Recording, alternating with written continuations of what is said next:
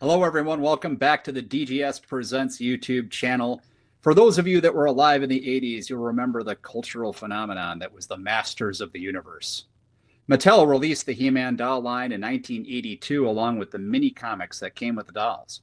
And eventually a TV show, and all kinds of toys and games were released. I'm sure everyone remembers the spectacular action figure line that came out, and every kid fantasized about having a giant Castle Grayskull to play with. It got to the point where things like bed sheets and kites and all kinds of stuff, even the Mighty Cycle, which was kind of like a big wheel for He-Man fans, came out. And boy, I'm sure a lot of kids wanted this. But did you know that there was actually a He-Man role-playing game that was, what? Yes, by FASA, the Chicago-based RPG company. It was released in 1985 to very little fanfare, and I don't think it did very well. I don't think it was around for very long. It had some mistakes in it, but it was released, and it's a fun game despite some of the mistakes that are in it, because it was kind of rushed out the door, I think, to kind of capitalize on the He-Man phenomenon at the time. And I'm actually lucky enough to have one of the box sets. And here, let me pull this over so you can see it better. Here is the actual box set from FASA. And what I'll do is, let me pull this open so you can see it better. So there's a rule book inside. It's relatively short. It is in black and white. And you'll notice the interesting thing about the rule book, it is like a comic book. The whole thing, essentially, except for some sections on the rules, which we will get to. But if you kind of look through here, it was to show kids how to play the role-playing game in a comic book format. So that was the rule book. Also, inside the box, there were these character cards, these kind of cardboard cutouts for like He-Man and Teela, Orko, Teela. And here's a Man-at-Arms there. And then, of course, you had all these little cardboard counters. And then there were these little cardboard squares that indicated like treasure and magical item stuff that you would find within Snake Mountain, which was kind of the default role-playing setting for the He-Man game itself. So you would move through the castle, or Snake Mountain rather, not Castle Grayskull, and fight Skeletor's minions. So let's take a look at this a little bit closer. And what I'm going to do is I'm going to bring aboard Michael to talk about the He-Man game a little more, because not too many people know about this one. So there he is. How you doing, Michael? Here I am. I'm at Snake Mountain. Or Grayskull Mountain, I should say. It's like yeah. over here. I'm all ready to go. Yeah, along with your dog there. Well, yeah, someone's coming by, but I'll tell you one thing.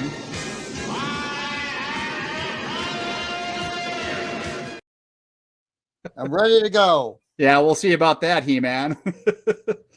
So, let me. What I'm going to do is let's take a look at a couple things here. We have, as I mentioned before, there are these counters that came with the game.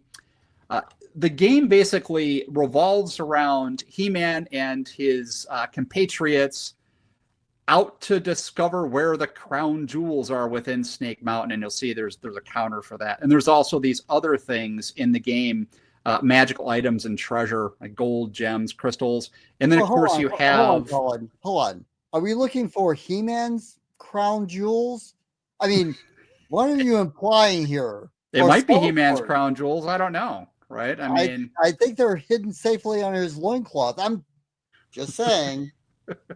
The family jewels, yeah? No? Okay. yeah, that they are. So, so the game comes with these, and of course, they also come with, like I said before, the character cards. And if you have your character card handy there, Michael, Oh, yeah, what I we'll do do. is It's right over we'll here. use it in a minute here to illustrate how the rules actually work in this game. But here we have, right, we have He-Man, we have Man-at-Arms, we have Tila, Yep. and you'll notice that they have, they have some attributes: strength, agility. Magic is important. Magic is used, for instance, like to open doors and to cast spells. And then you have your Sure. skills, and it's very simple. You might have like a skill in sword or hand-to-hand combat, pistol, rifle. There are pistols and rifles in the game that you can use. Machine use. Some of this stuff, like for instance, machine use, I don't remember ever even seeing that in the rules, what I'm that sure one would of the even be machine used for. guys, there's machine guys. Well, Men at Arms, he's kind of a little bit of a machine, maybe. Yeah, I mean, I'm I sure guess you there's could kind of, machine guys in there. yeah, you could Like I said, expand on the back in the rules. day, Colin, I'm going to tell a little story Mhm. because I know how much you love when I tell stories. But back in the day, I grew up in the 70s, so it was all Star Wars, and that's all the toys were. I was really, really interested. But when He-Man came along, I was a little older, and I would have loved to be 8, 9 years old during the whole He-Man thing. I would have drove my parents crazy for all the He-Man toys that were out there. It's just nuts. Oh And I was yeah, I mean, crazy we about were Star too Wars. old for So it. it's Yeah, just we so were much too old fun. for it. All right, So sorry. On yeah, with the show. but yeah, no, I would have gone totally crazy too, for sure. So anyway, let's what I did is let's flip over to the rules summary of Here the we go. game.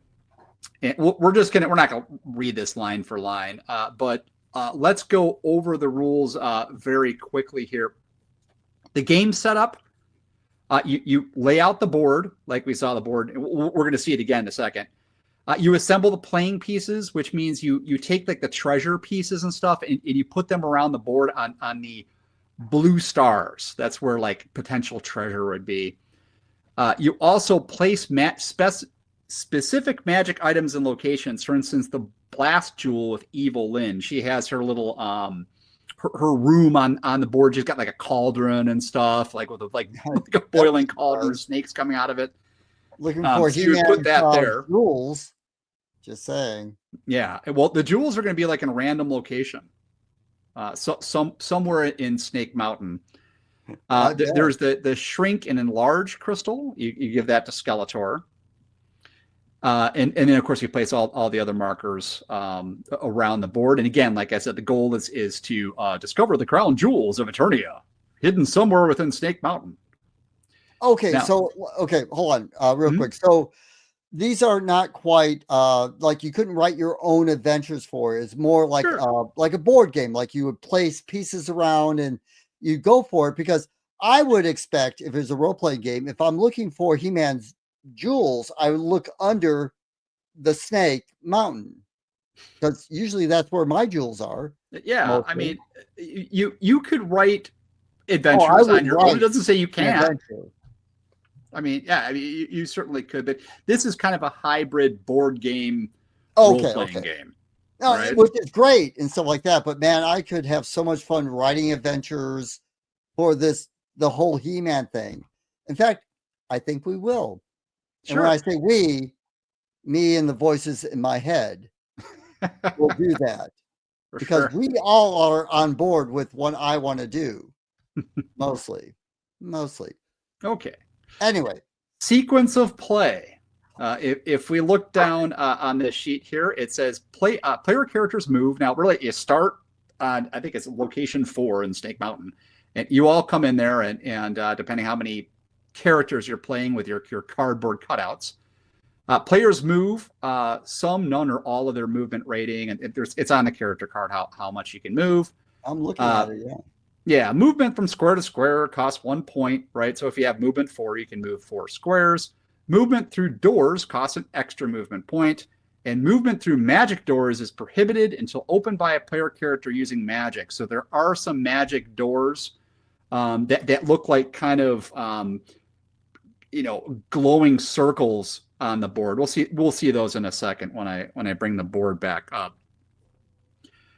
Then when you move into an area, you check for encounters. So you check the room guide for an encounter, and then you roll to see what's in the room. So what I'm going to do here, let me jump ahead a little bit because there is a room guide, if you guys can see that. Oh, I see it. So these are all the rooms that are in Snake Mountain.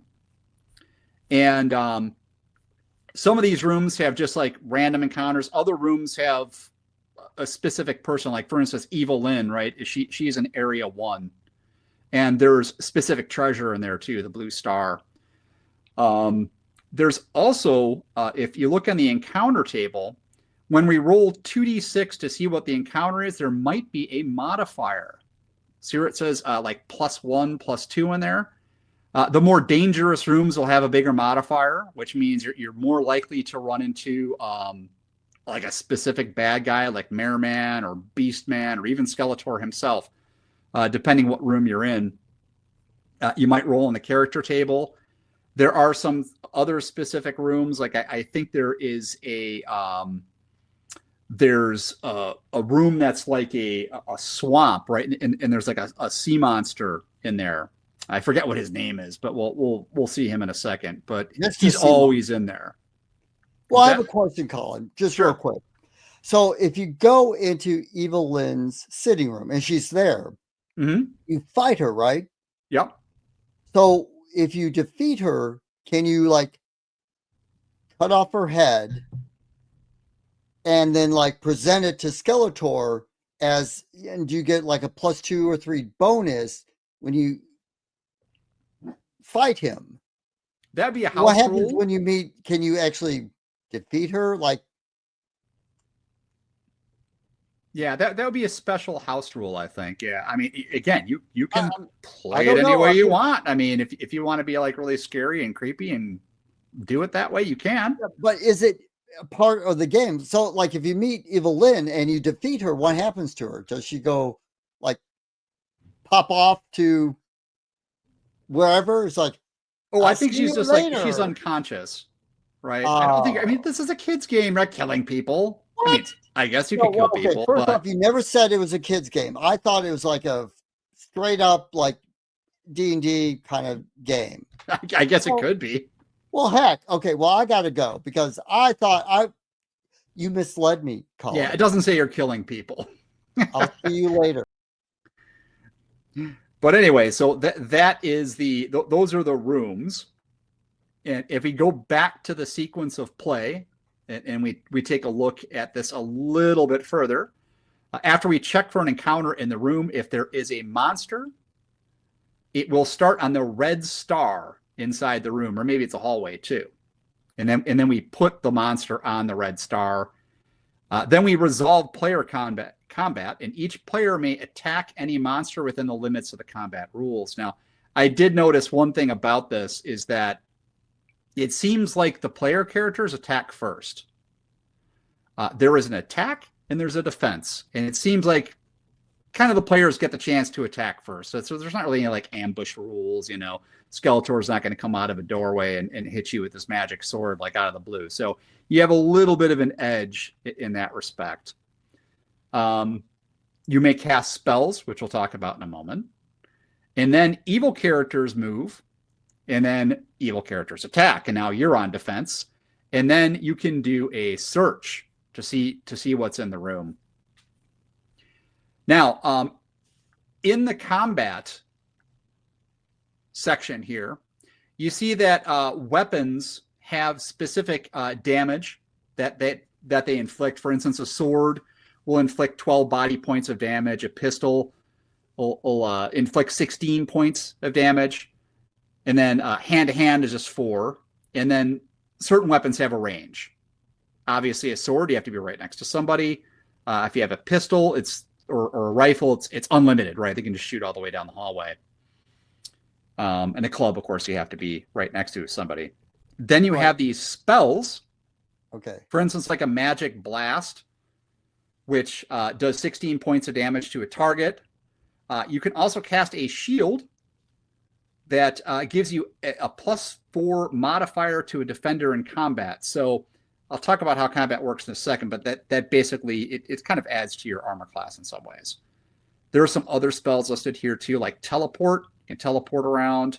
Fly. This allows a player to obviously fly around and ignore all obstacles such as the chasm. There's a chasm on the map. If attacker is flying, apply a -2 modifier in combat. You can shrink or grow. This is Skeletor, I think, has this power. He grows twice as big as normal. And then he can do like more damage and stuff. And then there's animate, which can cause any object to attack whoever the player wants. The spell lasts 2 turns, and such an attack can cause 8 points of damage as modified by the animate skill of the player. And obviously that's a magical thing. Right. Interestingly enough. Well, hold on a minute, because I'm looking at, so you would subtract from the life force. There's not hit points. It's life force. It's the it's the body points, right? Yeah, because I see life force. Yeah, I'm sorry, the life. You're right, Michael. Okay, life force, not body points. My bad. So many games in my head, I can't even keep them all straight. But yeah, it's just the life force, which is basically. I'm looking at my character sheet. I want to know how many life points I have before I go on. My bad. Your hits to kill from Mayfair Games. Remember that? Yeah, that's what it is. Yeah. So there's no actually killing in this game. You fall. You're just unconscious and get searched for your He-Man jewels. Okay, it's all good stuff.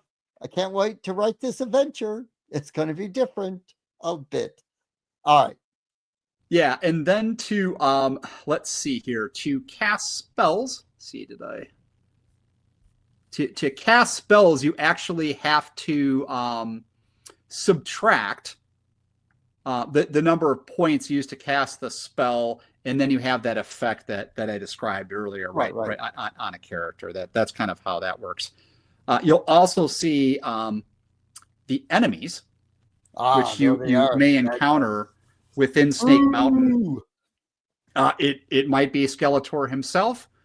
Obviously Evelyn, Beastman, might be robots. Well, I think Evelyn can be turned, because I think she just found herself in a bad situation, in a abusive relationship, and I think I can be the one to draw her out of that. Maybe you know how well that worked out for me in the past. There should be no problem. I mean, is Evelyn kind of like Harley Quinn? Maybe a little bit, I guess. Just fell in love with the wrong guy. Yeah, I mean, it's just fine. If your parents give you the first name of Evil, okay, that's fine. You don't have to go down that path at all. Well, just like He-Man. What choices did he have? Or Men at Arms? I'm just saying, when my parents named me Hitler, shit. All right, we're gonna have to. Your old name. Oh, is it? My old name, Adolf. Yeah, okay. We're going to have to edit that out. Yeah, I got a little too crazy there. Anyway. Oh, let me go back to the rule summary here. Oh, here we go. Okay. I'll be leaving now. Here is the encounter table.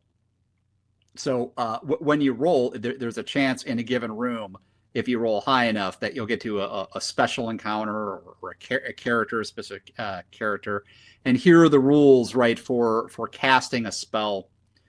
Right, you have to obviously indicate what spell you're going to cast. You have to subtract the points from your character, and then what you do is you find this number for the spell on the top row of the resolution matrix. So let me go to that, because that is the key to the whole game here. So if you see here, we have this kind of universal attacker and defender matrix here, and for spell combat and physical combat. Basically, how it works is that we add the skill level, the weapon type, or a magic weapon, like Skeletor's got a magical sword, or maybe some flying modification, to get a number. So, for instance, He-Man, if I look at his sheet here, it says he has a 6 rating in sword, he'll get a +2 bonus for attacking with the sword. So that will give him an 8. So if He-Man rolls, let's say a 5, or on the D6, then we would add 8 to that to get a final number, and that will be his attack or die roll. And then we're going to do the same thing for the enemy. And he is going to roll a D6 and add his modifiers. And then what we do is on the resolution matrix, we see where the two numbers meet, and then we see what happens. So the outcomes could be a hit, which means you inflict the damage, like I described earlier. Let's say you shoot somebody with a rifle. Is that like damage 16? Or an M, which means you miss. There could be an HH. It's got that like / there. It means that the attacker inflicts damage according to the weapon type on the defender, and the defender inflicts damage on the attacker. All right, so you hit each other. W means that the attacker misses and is dazed. That's an extra -2 modifier in the combat round. And there are little like chits for dazed in the set, like so you could like put it on your character or whatever, indicate that he's dazed or the enemy is dazed. So there's that. And then X means that the attacker misses and is stunned, which gives you a -5 modifier, and there's a little chit for that too. Y means that the attacker misses and drops his weapon. And then Z means the attacker misses, drops his weapon, inflicts damage to himself. So if you roll really, really badly, it's like a critical failure, right? You stab yourself in the foot accidentally.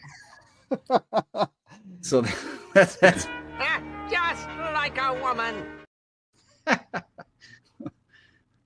And then for, like I said before, for spells on the previous page here, the spells, right? They attack on 12 on the attack resolution, and then you look at the defender's number 3 on the resolution, and then you find to see what happens on that. So the spells work a little bit differently, but it's basically fundamentally the same thing. All right, Colin. We're not going to get too deep into spells. Oh, God. Look at the very top. It says, "Behold the encounter tables." Yes. Like, I love this stuff. Behold.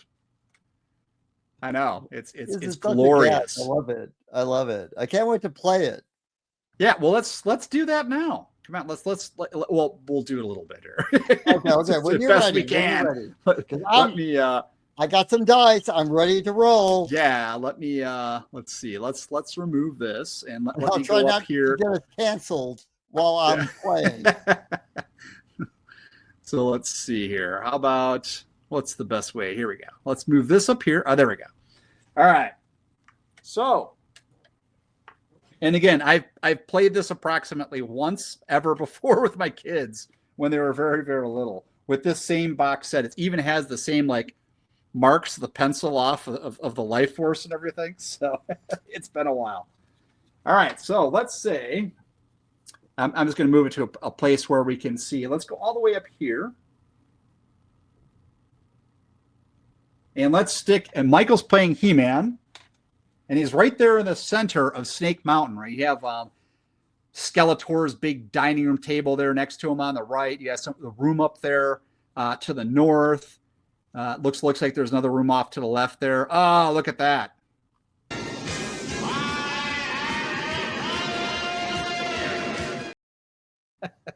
So Here we go.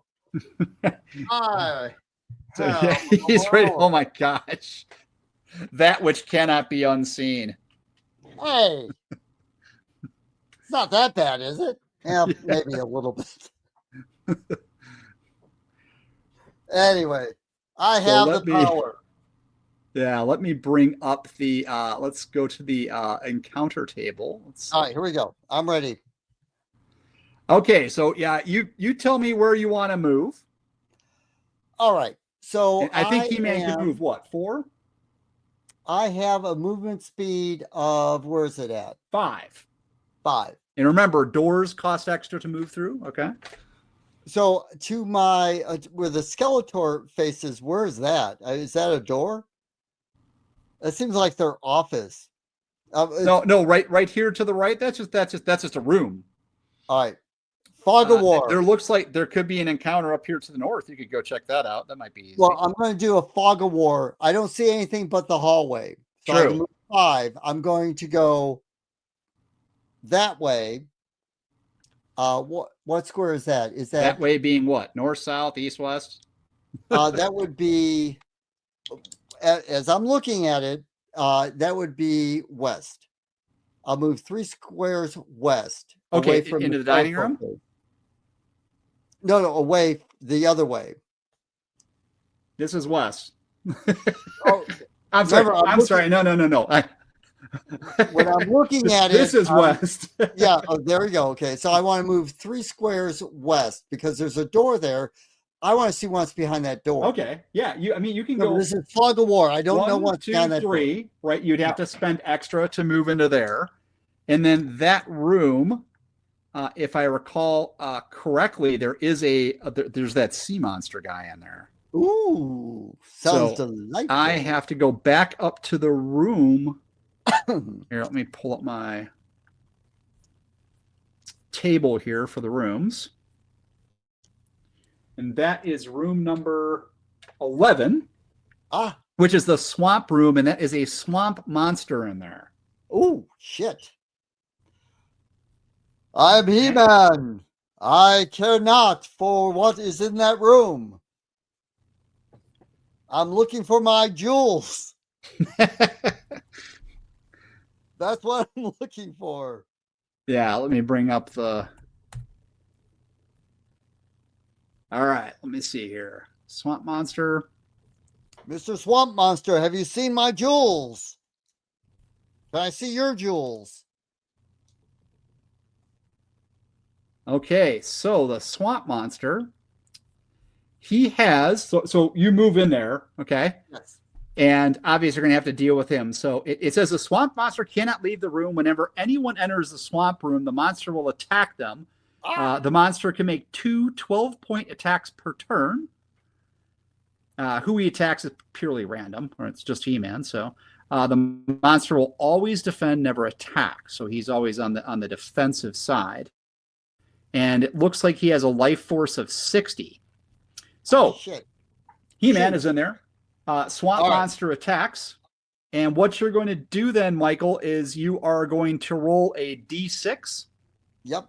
1d6. And then you're going to add your modifiers. So let me go bring up the attack matrix. You're attacking with your sword, right? Yes. So go ahead and roll a d6 and then add, was it 8? For my sword rating? Yep. So it's 6 for my rating, and I rolled a 4, so it's 10. It's a 10. Yeah. So then we look at the attacker matrix for 10, and then what we do is we roll for the monster. And he, let's see, look at him. His, I think his attack skill is 6, so he rolls a d6. 12. So it's a 10 versus a 12. And you miss. I guess you don't have the power. That was entirely anticlimactic, wasn't it? Bullshit.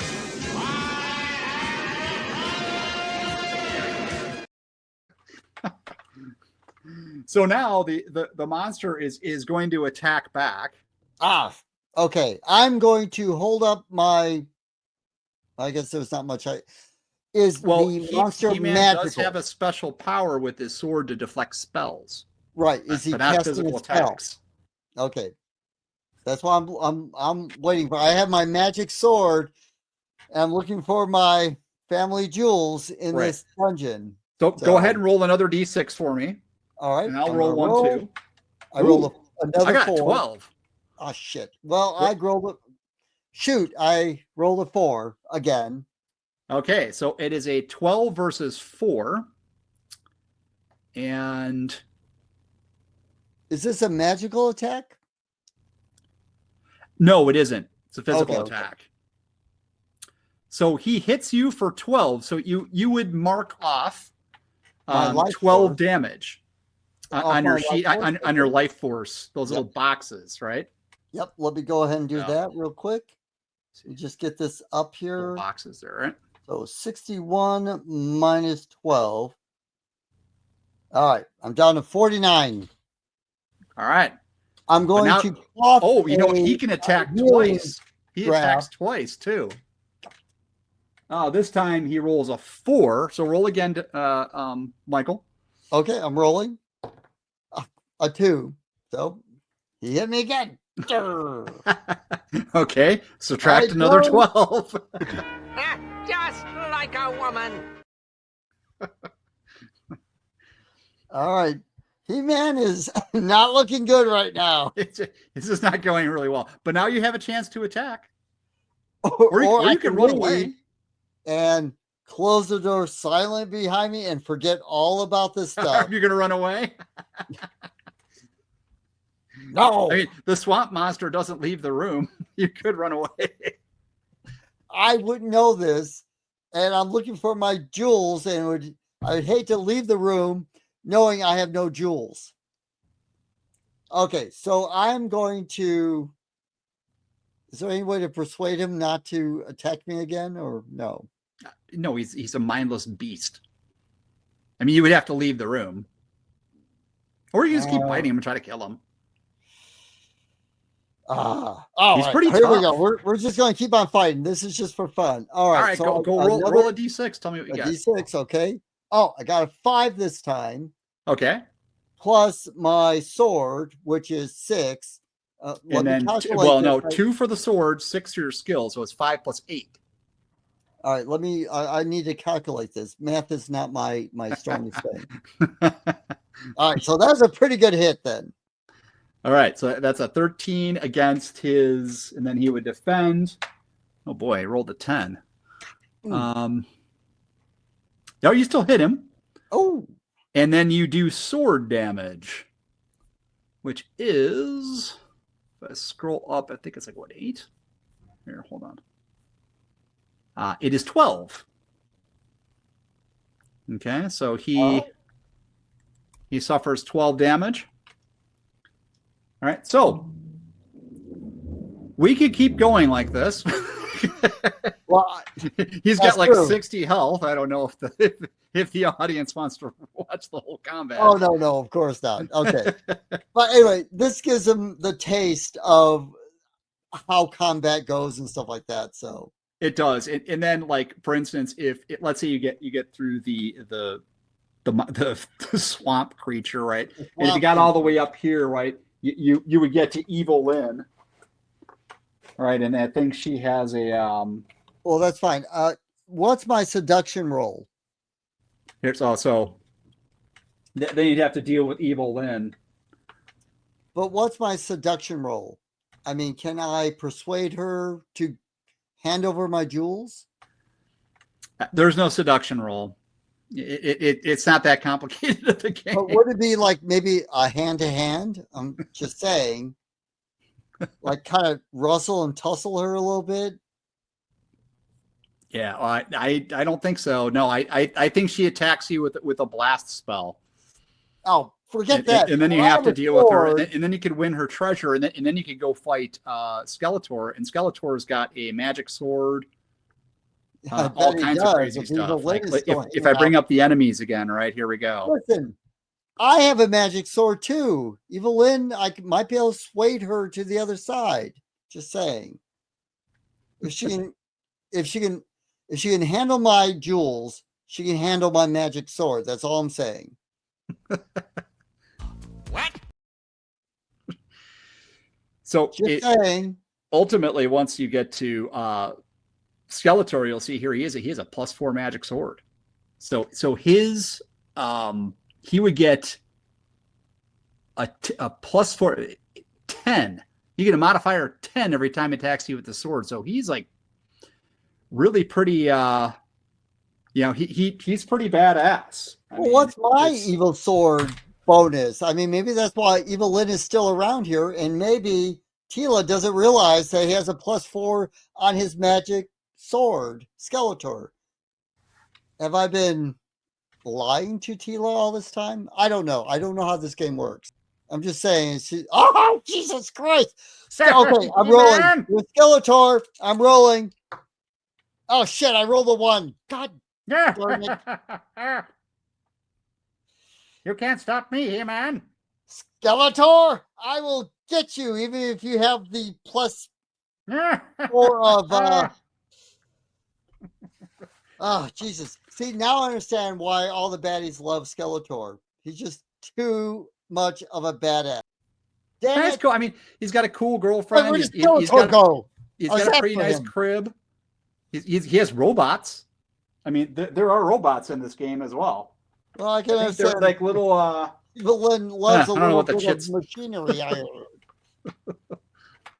Just saying. Yeah. But that is the Masters of the Universe role-playing game from FASA, and what you see there is pretty much what you get. It's kind of a hybrid board game, RPG game, good for kids, fun for adults. Don't expect too much from it. There are some spells that are listed on the character sheets that actually don't appear anywhere in the book, and they have some like disclaimer or some sort of thing that they have in one of the box sets that says, "Oh, sorry, we forgot to include the spells. That was for the advanced set." We were smoking some marijuana cigarettes and we forgot. Yeah, I'm going to tell you one thing. I'm Mhm. going to write my Master of the Universe module based on all these rules, and trust me, it's not going to be kid friendly. It's going to be a lot of fun. So I had a lot of fun tonight as well. Yeah. And Good I deal. bought a He-Man shirt. Now I can role play later tonight with my lady. I have no lady, okay. so I guess I'll be role playing by myself. Yeah, we'll leave that one alone. So Again. Though, Colin, you have your Skeletor thing. So your wife, she could be maybe Tila or maybe Evelyn. I don't know. A little role playing there. Valentine's Day is coming up. Ariel. Isn't there Ariel Just too? saying. Kinky. I think Ariel's in here too somewhere. Oh, maybe not. I just see Tila. So I guess you can't play Ariel. I don't know, but or I'm missing pieces. I mean, I might be. This thing It could be. I mean, maybe that is going to be in 40 years old. Well, someone is going to do a Master of the Universe, like straightforward RPG. They have to.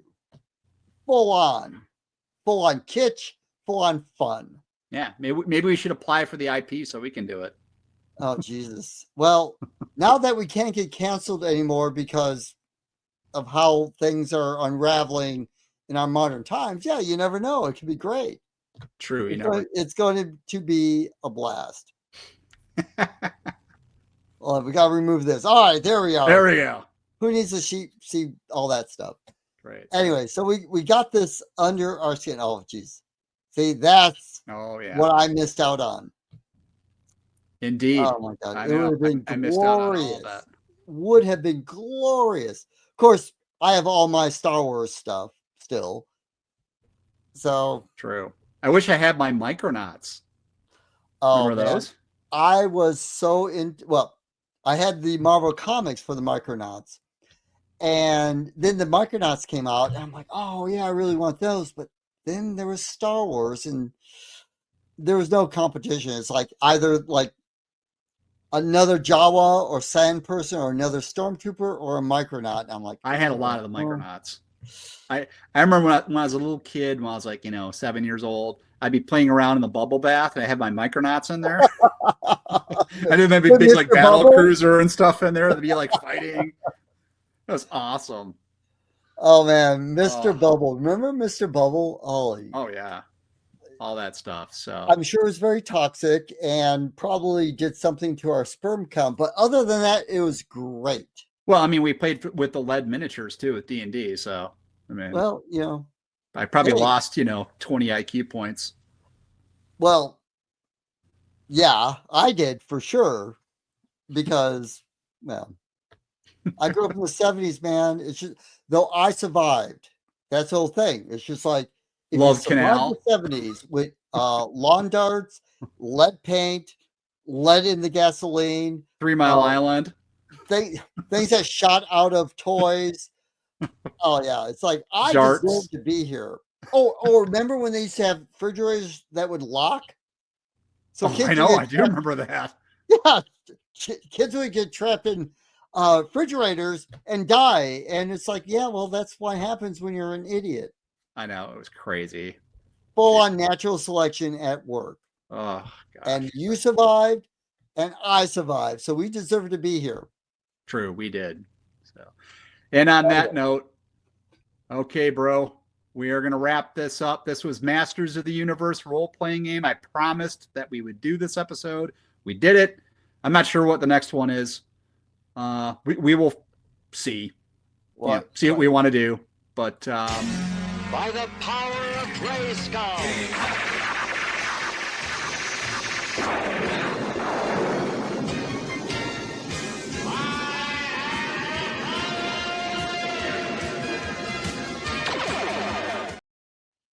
Headed on that. there All we right, go. guys. Everyone have a great night. Okay. Signing off.